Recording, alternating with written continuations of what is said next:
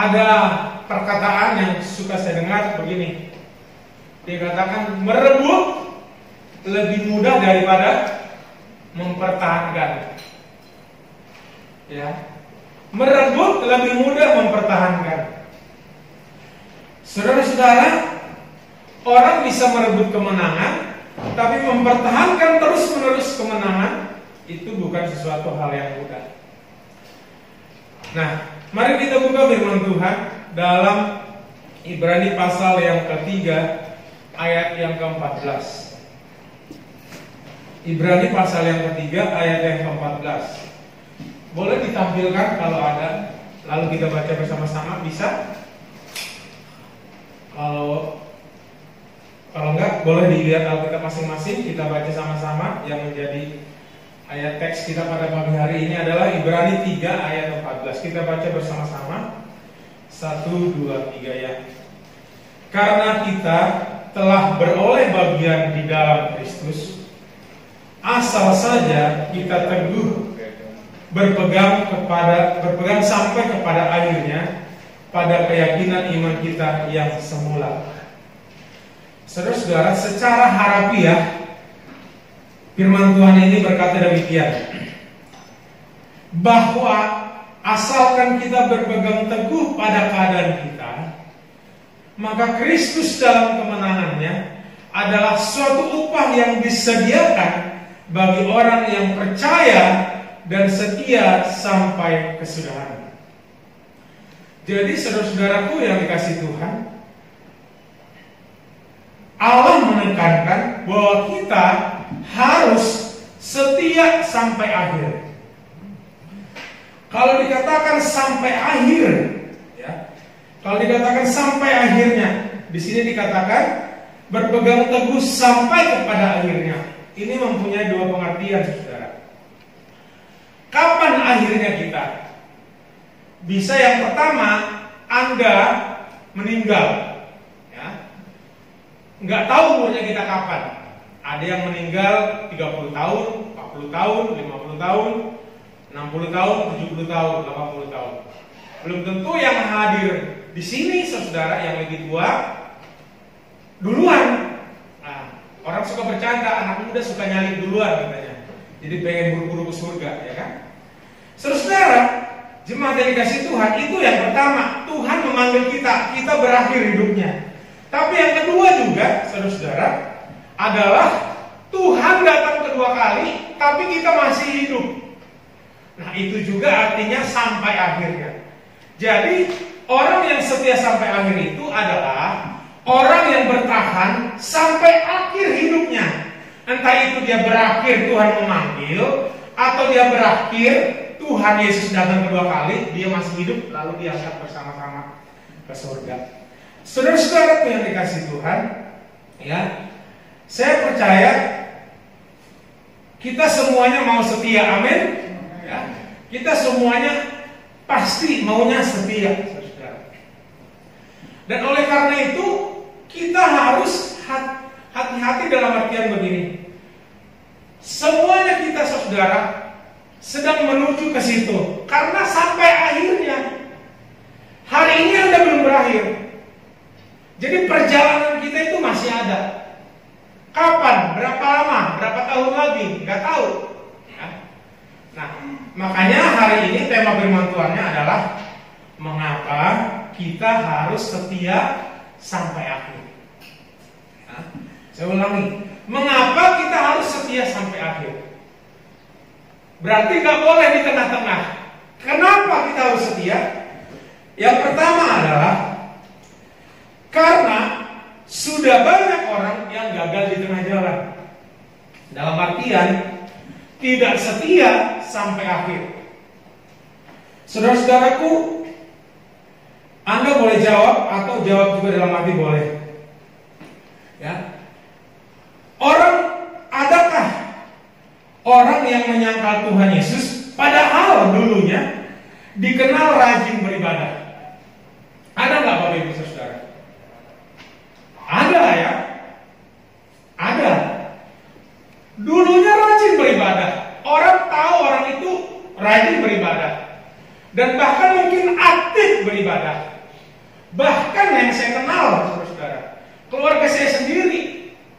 sama-sama melayani.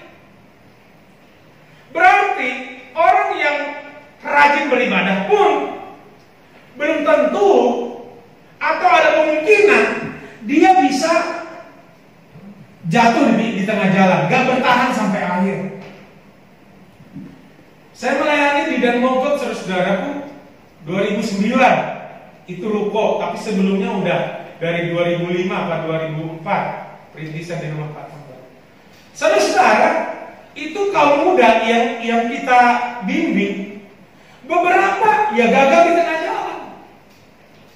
Padahal dulu kalau didoain nangis, saudara, ikut doa, bahkan pernah jadi singer. Lalu kalau ibadah mereka bisa angkat tangan, dan mereka sepertinya ya nggak ada kemungkinan untuk murtad, nggak ada kemungkinan untuk menyangkal Tuhan. Saat itu saya nggak pernah berpikir kalau mereka akan menyangkal Tuhan. Tapi toh saya dengar mereka dan kenyataannya mereka menyangkal Tuhan, dalam artian nggak percaya Tuhan Yesus. Dengan sadar dia menyangkal, dengan kesadaran dan sukarela dia berpindah keyakinan. Siapa yang pernah menyangka, saudara? Oleh karena itu jemaat yang dikasih Tuhan, makanya ditekankan oleh firman Tuhan ini, Anda harus setia sampai akhir. Karena di sini dikatakan begini, saudara, asal saja kita teguh. Kata asal itu merupakan seperti syarat. Berarti kalau Anda nggak berpegang teguh, kemungkinan besar Anda itu nggak akan setia sampai akhir. Saudara-saudara, Matius 24 ayat 10 mengatakan gini. Ini Tuhan Yesus yang berkata, akan banyak orang yang murtad. Itu Tuhan Yesus yang ngomong, bukan saya. Tuhan Yesus ngomong 2000 tahun yang lalu, saudara. Dia khotbah di Matius 24 sampai 25 itu adalah khotbah Yesus tentang akhir zaman di Bukit Zaitun. Dan Tuhan Yesus sudah ngomong sama murid-muridnya, suatu saat pada akhir zaman akan banyak orang akan murtad, kasih akan semakin dingin.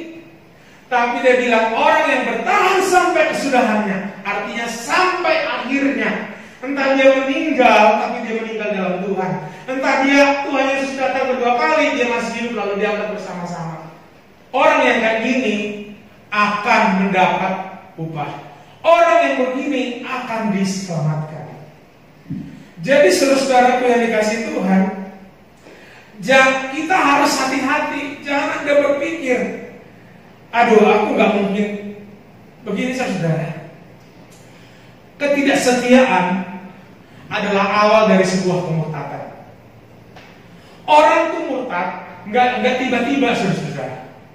Nggak tiba-tiba pulang dari gereja langsung besoknya murtad, enggak. Itu ada prosesnya, saudara. Sedikit demi sedikit. Makanya firman Tuhan bilang ini, janganlah kerajinanmu kendor, ya kan? Ada kan Roma? Janganlah kerajinanmu kendor. Saya waktu refreshing ke Bandung, saudara, Hamba Batuan wilayah 3, itu kita naik Simponi. Ya, Simponi itu loh mobil pariwisata. Saudara-saudara yang dikasih Tuhan, dari sini semua berjalan dengan baik. Tetapi ketika di Cipularang, kilometer 94 atau 95, yang kejadiannya Saiful Jamil tabrakan istrinya mati itu. Nah di situ saudara, saya lagi duduk di kursi belakang, yang rodanya 2. Di depan kan rodanya 1 tuh. Tiba-tiba saudara-saudara lagi kecepatan itu nggak terlalu cepat ya, mungkin 80 lah, 80-90 gitu. Itu tiba-tiba saya lagi duduk, tiba-tiba kayak kebalik begitu saudara-saudara. Ternyata itu rodanya dua-duanya copot, dua-duanya copot. Jadi untung itu sopirnya ya perlindungan Tuhan ya. Itu sopir nggak grogi, padahal di kiri kanan itu kan jurang lagi begini gitu tanjakan, tapi nggak terlalu nanjak begini. Itu kalau dia mungkin lari 100 atau 120 atau 130, copot ban dua-duanya nggak cuma 1, ya mungkin masuk jurang gitu. Nah ketika ditanya kok bisa sih Pak, kalau 1 masih itu, ini 2 gitu. Nah ternyata ketika koneknya lihat, sopirnya lihat, itu kendor. Mereka nggak sadar kalau kendor. Jalan aja biasa, lama-lama kendor, longgar, lama-lama copot. copot, itu ban jalan sendiri, ngesot itu mobil. Saudara, kita nunggu seharian, batal refreshing. Ya, minggu depannya diganti. Jadi kita dijemput pakai mobil pengganti ke Jakarta, tapi nggak jadi refreshing. Minggu depannya kejadian refreshing lagi. Refreshing lagi, pecah ban lagi, saudara. Saya bilang, wah ini nggak dikehendaki Tuhan, nggak mau refreshing. Saya bilang, pecah ban lagi, pas di bawah saya lagi bannya. Ah Tuhan, ini satu, kalau kemarin dua-duanya.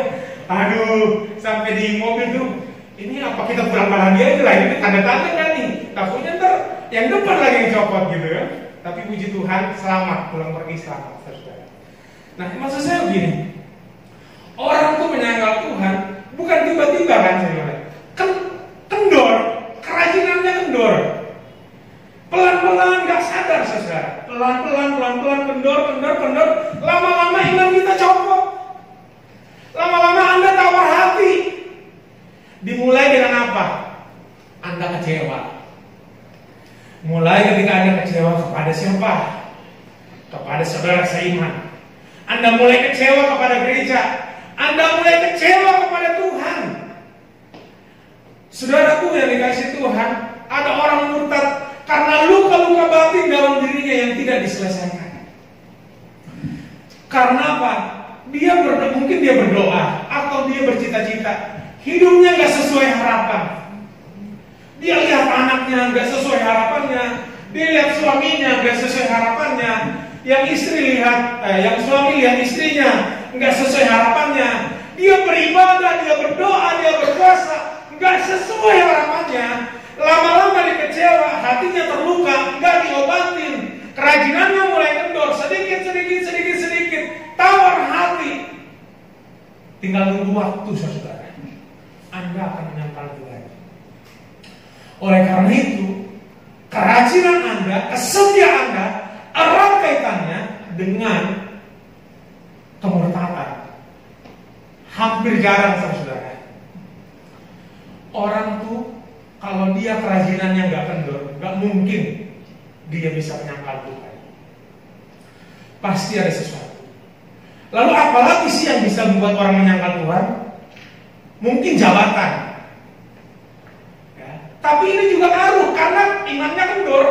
Kalau imannya kuat, mau dikasih jabatan pun dia nggak akan tergoda. Apalagi harta atau mungkin jodoh, kedudukan, jawab apa aja. Kalau imannya kuat, nggak kendor, nggak mungkin, saudara. Apalagi yang membuat orang bisa murtad? Iman yang nggak kokoh, iman yang lemah. Saudara, coba lihat di situ dikatakan begini. Ayat yang masih ayat 14 dikatakan di situ. Asal saja kita teguh berpegang sampai akhirnya pada keyakinan iman kita. Apa sih keyakinan iman kita? Bapak Ibu Saudara, keyakinan iman kita adalah Yesus juru selamat. Dengan lidah mengaku, percaya dalam hati, siapa yang ada dalam Kristus diselamatkan. Siapa yang ada dalam Kristus, dia adalah ciptaan baru, yang lama sudah berlalu. Ketika Yesus sudah menebus kita, kita datang dengan penuh keberanian, dia menjadi imam besar, darahnya untuk bungkus kita dengan penuh keberanian bisa datang langsung berdoa. Itu yang menjadi keyakinan iman kita. Makanya saudara, ketika Anda percaya Yesus, orang yang percaya Yesus berbeda dengan orang yang nggak percaya Yesus. Berbeda, saudara. Jangan Anda pikir sama orang yang percaya Yesus dengan orang yang nggak percaya Yesus. Kekristenan, percaya Yesus bukan sekedar agama. Anda akan dijamin, ya, asal Anda berpegang teguh pada keyakinan iman. Ini harus Anda pegang. Jangan Anda bilang enggak banyak apa, enggak satu jalan menuju ke Roma, karena ada kan kayak gitu bahasa. Walah enggak harus Kristen. Enggak bisa, saudara. Kita sebagai orang percaya yang percaya Yesus satu-satunya, enggak ada yang lain. Satu-satunya, enggak ada kompromi, enggak ada toleransi dalam hal ini, saudara. Memang kita harus mengasihi semua orang, bersahabat dengan semua orang, tapi satu-satunya yang harus Anda percaya dan yakini, ya Yesus juru selamat, enggak ada yang lain. Anak-anak muda yang dikasihi Tuhan, mari Bapak Ibu, saudara-saudara, semua kita jangan sampai kerajinan kita kendor.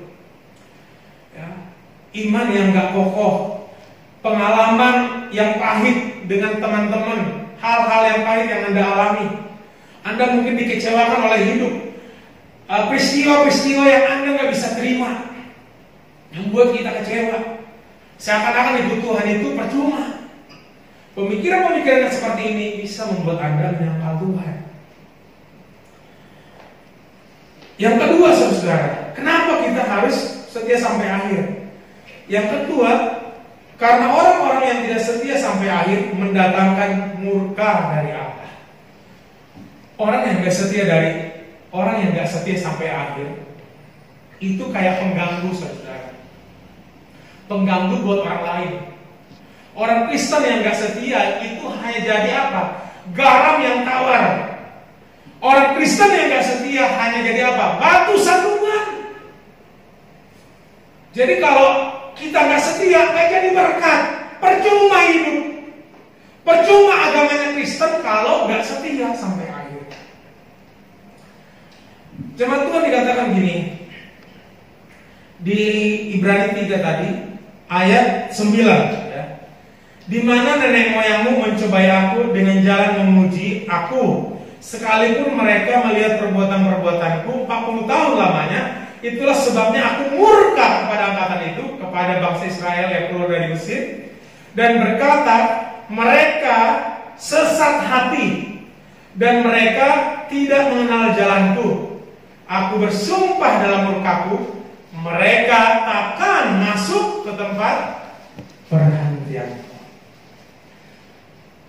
Dari ayat ini kita belajar, saudaraku yang dikasihi Tuhan, bangsa Israel keluar dari tanah Mesir hampir 2 juta orang. Dan dikatakan Tuhan di situ, mereka telah melihat perbuatan-perbuatan Tuhan yang ajaib. Mulai dari laut terbelah, tiap hari makan mana, roti dari surga, tiap hari, saudara-saudara. Lalu burung puyuh datang, ya kan? Mereka makan daging sepuasnya.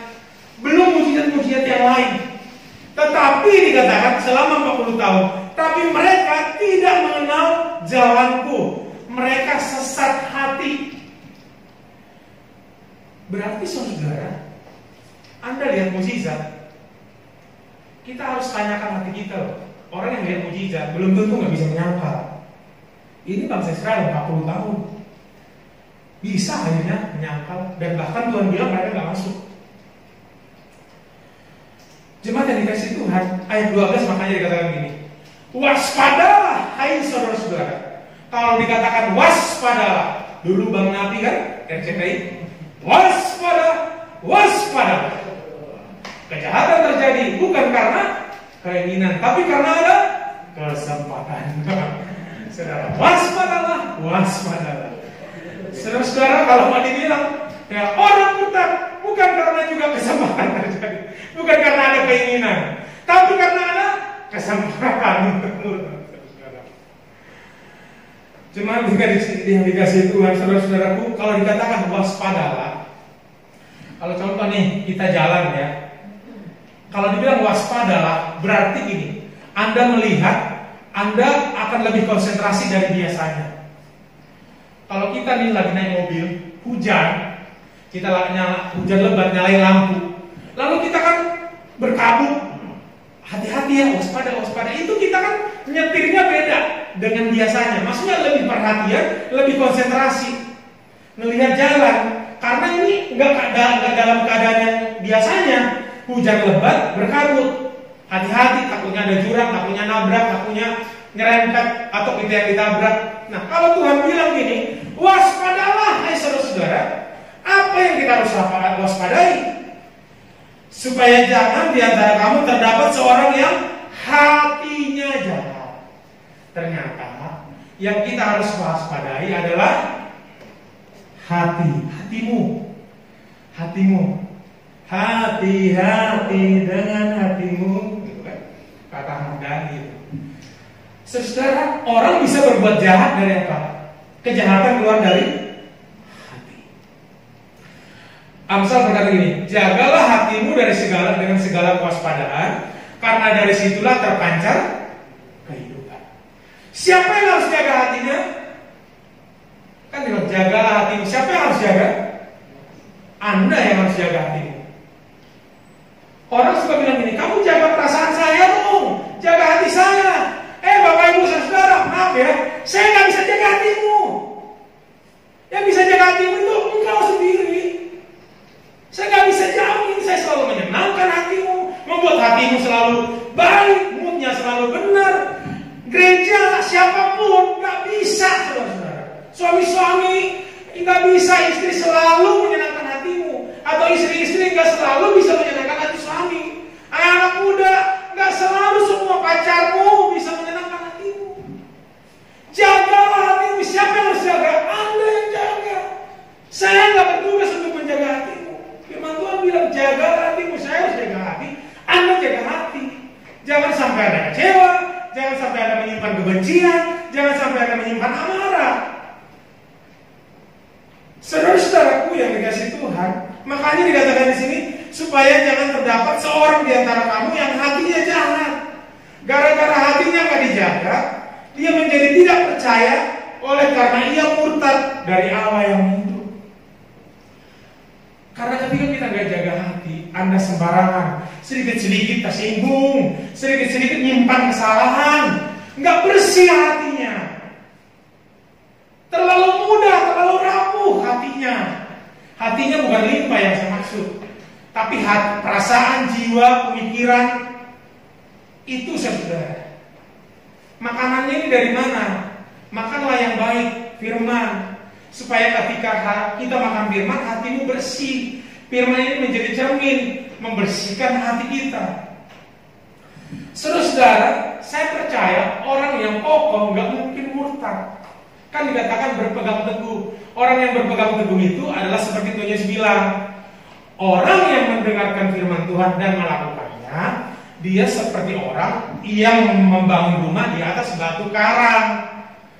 Apa yang dia lakukan? Dia gali itu batu karang. Bayangin saudara, Anda bangun rumah di dalam tanah digali aja, dalam dikasih ke orang yang kuat itu udah kuat. Ini dibilang seperti orang membangun di batu karang. Batu karang itu digali lagi sama dia. Batu karang aja udah kokoh, apalagi ini digali, baru dia kasih dasar, baru dia bangun rumah. Orang yang kayak gini katanya, kalau ada banjir, kalau ada badai, kalau ada angin ribut, rumah itu nggak hancur, tetap kokoh. Berarti orang Kristen yang kokoh imannya nggak mungkin murtad. Mau dia jatuh miskin, mau dia dihianati suami, dihianati istri, diselingkuhi suami, diselingkuhi istri. Anak-anak muda, engkau gak akan murtad, akan tergoda hanya karena kedudukan, harta, kecantikan, kegantengan, kemolekan, apapun nggak bisa, saudara. Kenapa? Karena engkau tertanam di atas batu karang. Gampang nggak? Nggak gampang. Bayangin aja gali batu karang, kan gak gampang. Butuh kekuatan, butuh alat yang sangat kuat. Sama saudara, kalau kamu mau berpegang teguh dalam Tuhan, jangan paksa orang membuat engkau teguh. Kadang-kadang ini kita tergantung sama orang, tergantung sama khotbah, tergantung nih, kalau dengan khotbah ini saya rasanya teguh. Enggak bisa saudara. Anda harus gali sendiri. Lalu baru situ kan mendengarkan dan melakukan. Anda gali, Anda dengar, lakukan, Anda dengar, Anda lakukan, Anda dengar, lakukan. Anda sedang menggali, terus Anda sedang menggali. Lalu Anda hidup di situ, berdiri di situ. Anda akan kokoh. Saudara-saudara yang dikasih Tuhan, saya sendiri pribadi gitu ya. 2 saudara saya, saya bilang menyangkal ya, tentunya menyangkal. Saya nggak datang pernikahan mereka. Saya nggak bisa terima, saudara. Saya marah tapi dalam artian nggak membenci. Tapi saya bilang saya nggak bisa kompromi. Kalau kamu memang memilih itu silakan. Tapi saya nggak bisa datang. Bagaimana saya melihat kamu? Saya jadi saksinya. Yang benar aja. Saya merestui kamu. Udah tahu kamu mau ke jurang, masa saya ada di situ merestui kamu? Saya bilang saya nggak bisa. Ya tetap sekarang saya hubungannya tetap baik, komunikasi ada. Tapi tetap saudara, saya tiap hari tetap saya arahkan dia. Saya nggak mau Tuhan di keluarga saya binasa, saya nggak mau. Firman Tuhan bilang satu orang dipanggil, masa saya isi rumahnya, saya isi keluarganya, pasti diselamatkan. Selalu ayat bisa pegang. Sampai sekarang, walaupun belum dijawab, tapi saya terus nggak tahu sampai kapan. Tapi kerinduan saya, Tuhan, mereka harus kembali ke dalam gimana pun jalannya. Tapi saat ini yang sedang bergumul, apapun yang jadi pergumulan kita saudara, terus bergumul sampai akhir hidup kita. Kapan itu datang? Lalu yang ketiga saudara, kenapa kita harus setia sampai akhir? Ayat 14, karena kita telah beroleh bagian di dalam Kristus. Anda sudah beroleh bagian. Siapa yang dalam Kristus, Anda sudah beroleh bagian. Apa bagiannya saudara? Efesus 1 ayat 18b begini. Betapa kayanya kemuliaan bagian yang ditentukannya bagi orang-orang kudus. Betapa kayanya kemuliaan bagian yang ditentukannya bagi orang-orang kudus. 2 Timotius 2 ayat 11 sampai 12. Jika kita mati dengan Dia, kita pun akan hidup dengan Dia. Jika kita bertekun di dalam Dia, maka kita pun akan memerintah dengan Dia. Paulus berkata kepada Timotius, ikutlah menderita sebagai seorang prajurit Kristus yang tidak memusingkan dirinya dengan penghidupan-penghidupannya. Saudara-saudaraku, jemaat yang dikasihi Tuhan, kadang mungkin kita berpikir, karena begini saudara, kadang karena dunia ini begitu, karena gemerlap dunia ini kita lupa pada kekekalan. Kita kecewa sama Tuhan karena dunia ini. Misalnya Anda berdoa untuk sesuatu, untuk misalnya penyakit, lalu nggak sembuh, mati. Ada yang kecewa saudara. Padahal kehidupan di surga lebih penting daripada kehidupan di sini. Kalau Tuhan misalnya nggak sembuhkan, berarti Tuhan udah waktunya memanggil kita. Nggak usah kecewa. Anda yang berusaha, mungkin Anda nggak mencapai seperti yang kita inginkan. Jangan pernah kecewa, saudara. Karena yang lebih baik dari yang ada saat ini, itu Tuhan sediakan bagi kita. 2 Korintus 5 ayat 10 berkata ini, karena suatu saat kita akan menghadap tahta Kristus. Dan setiap orang harus mempertanggungjawabkan apa yang diperbuatnya selama ia hidup. Entah itu baik, entah itu jahat. Jemaat yang dikasih Tuhan, ketika kita ikut Kristus, mungkin kau nggak kaya, walaupun ada yang diberkati. Mungkin engkau nggak terima mukjizat, walaupun ada yang terima mukjizat. Mungkin kita nggak terkenal, nggak terpandang, walaupun ada yang terpandang. Maksud saya begini saudara.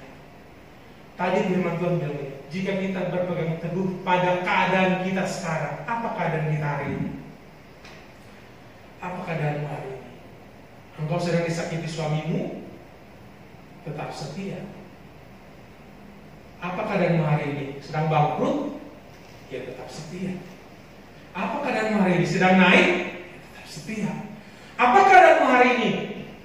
Apapun itu keadaannya, nggak mempengaruhi saudara. Anda harus tetap setia, karena bagianmu di dalam Kristus jauh lebih mulia. Rasul Paulus berkata begini, karena penderitaan yang sekarang ini tidak sebanding dengan kemuliaan yang akan dia dapat, saudara. Kalau Anda menderita untuk Kristus, kalau Anda setia terus-menerus di dalam Tuhan, saya percaya saudara, bagian yang sudah Tuhan tentukan untukmu pasti engkau terima. Kapan itu? Ya nanti, surga bukan di sini. Oleh karena itu, mari kita tetap setia. Saya tutup dengan satu ayat saudara, 1 Petrus 5 ayat 1. Aku menasihatkan kamu para penatua di antara kamu.